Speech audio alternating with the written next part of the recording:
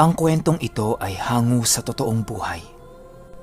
Karanasan ito ng isa sa mga kaibigan ng papa ko na si Tito Rodel. Taong 1996, May Paho, Caloocan.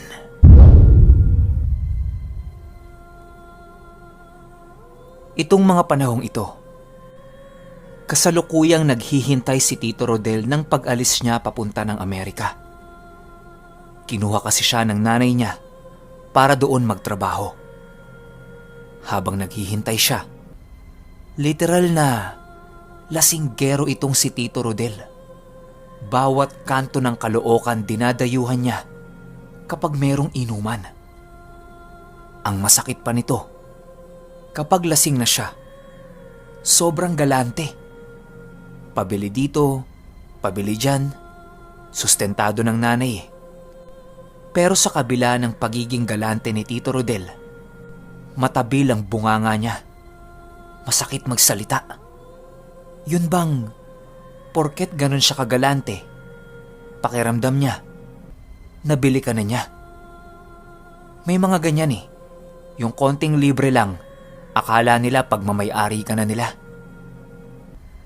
Sa dinami-dami ng mga pinagdadayuhang inuman nito ni Tito Rodel, ang pinaka-paborito niyang puntahan ay yung sa May Paho. Bukod kasi sa masarap yung hinahaing pulutan doon, meron siyang crush na babae doon. Anak nung kainuman niya na si Stella. Kaya kapag nandoon itong si Tito Rodel, aba, sobrang galante. Halos lahat ng dala niyang pera doon niya inuubos. Ang hindi niya alam, itong si Stella, meron ng kasintahan. Nung una hindi pa talaga alam ni Tito Rodel yun. Pero sa obserbasyon niya, pansin niya na palaging may katabing binata si Stella. Ano ba yun? Kapatid niya ba? Hindi naman siya pwedeng magtanong kasi pagdududahan siya ng mga nakatira doon eh. Kasagsaga ng inuman nila sa bahay nila Stella, naisip ni Tito Rodel na ayain yung lalaking kausap ni Stella. Ang sabi niya, "Boy, lika nga. Inom ka. Kanina ka pa dyan eh. Lika rito, tagay." Napalingon yung tatay ni Stella kay Tito Rodel. Tapos ang sabi nito sa kanya, "Nako, hindi umiinom yan. Kita mo nga ang payat oh. Hindi ko nga alam kung anong nagustuhan ng anak ko dyan eh."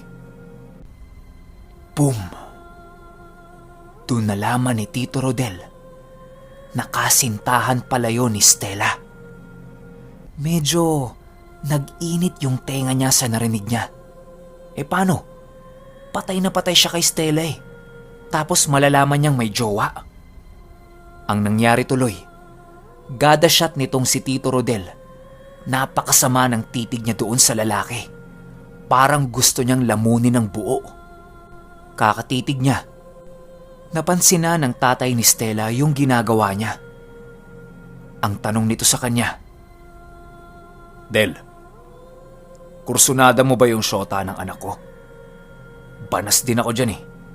Yabang ng asta."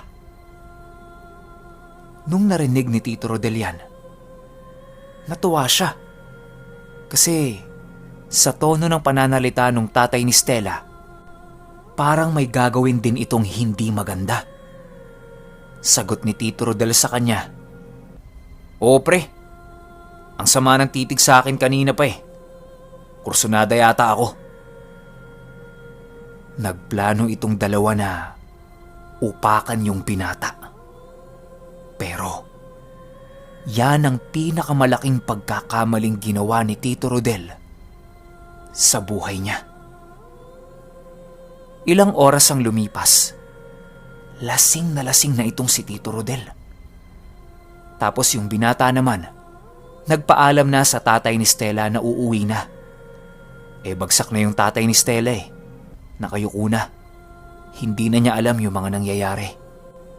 Paglabas sa pintuan ng binata, Sinundan yun ni Tito Rodel. Masikip yung daanan doon gawa ng sa looban sila nakatire. Pagliko nito sa unang kanto, walang sabi-sabi. Inumpog ni Tito Rodel yung ulo nun sa dingding. Tapos walang tigil niya itong pinagsasasapak sa tiyan. Yung binata gustong pumalag. Kaso lang, naunahan na siya eh. Nahilo na. Puro kalmot, hila ng damit, salag.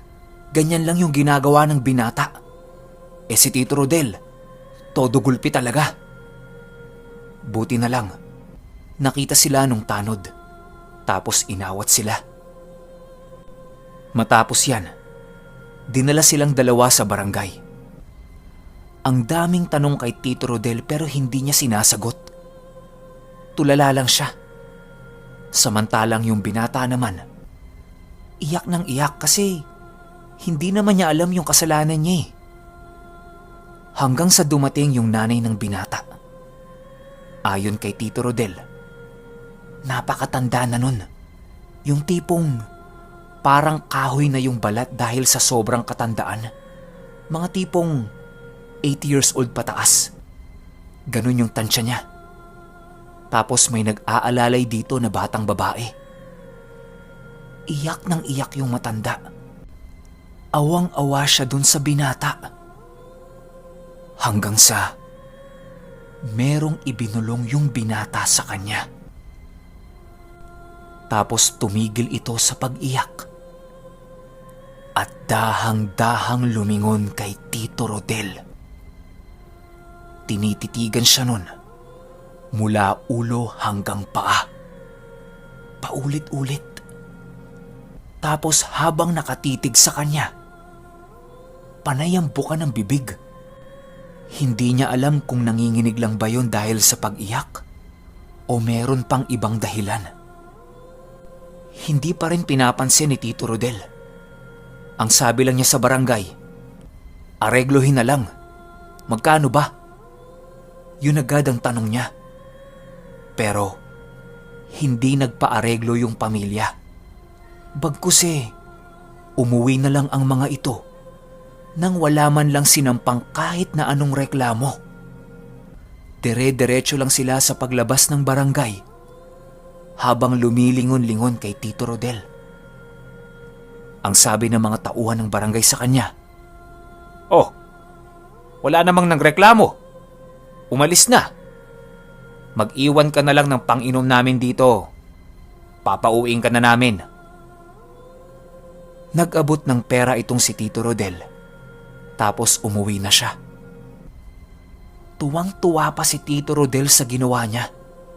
Ang sabi pa niya sa sarili niya, hindi na yon babalik kila Estela. Madadala na yon. Tama nga naman siya.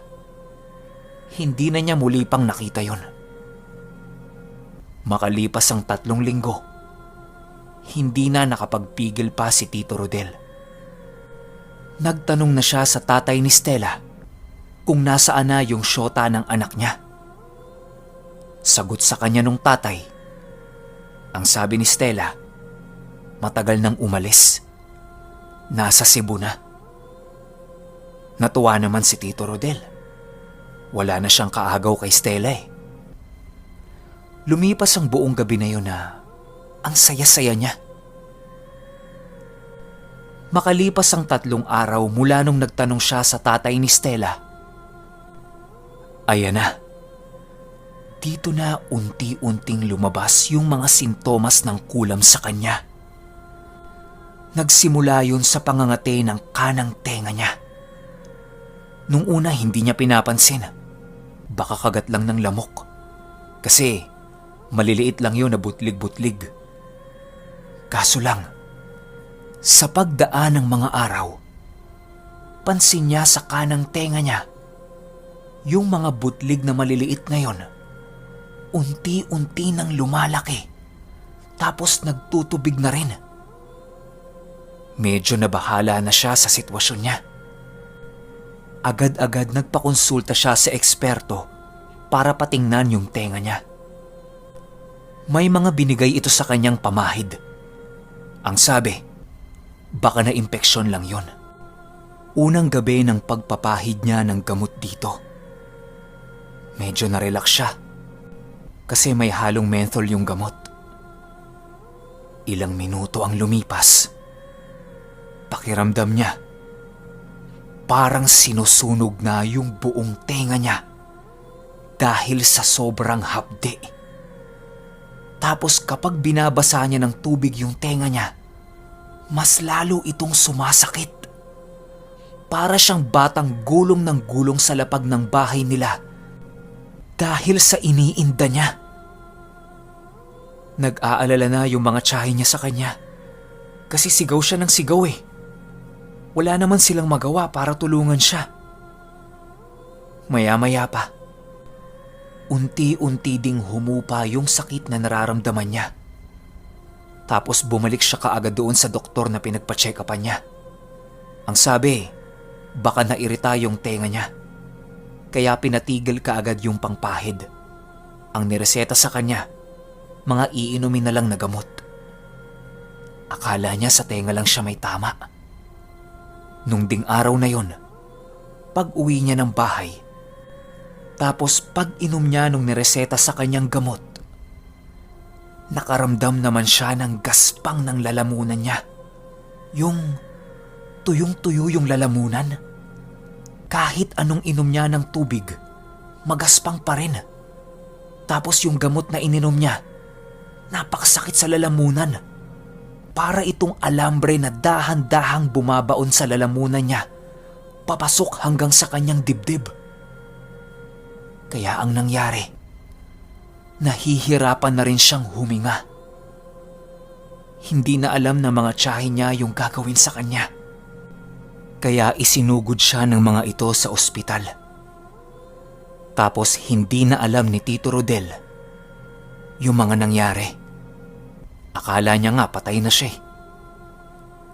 Nagising na lang itong si Tito Rodel. Nasa ospital na siya. Wala namang kakaiba sa pakiramdam niya. Tsaka wala ring nakitang sakit yung mga doktor. Kaya ang sabi niya sa mga tiyahin niya, ayos na siya. Pwede na silang umuwi. Ayaw na ayaw kasi ni Tito Rodel yung amoy ng ospital eh. Takot siya dun. Tsaka meron siyang trauma. Agad-agad umuwi sila ng bahay nun. 2 araw matapos yung insidente, wala na. Hindi na maganda yung itsura ng kanang tenga niya. Hindi na rin siya makalabas. Gawa ng yung mga butlig na nandoon dati sa tenga niya, napalitan ng malalaking sugat na nabubulok. Tapos maraming nana. Parang galis na hindi maintindihan. Tapos napakabaho.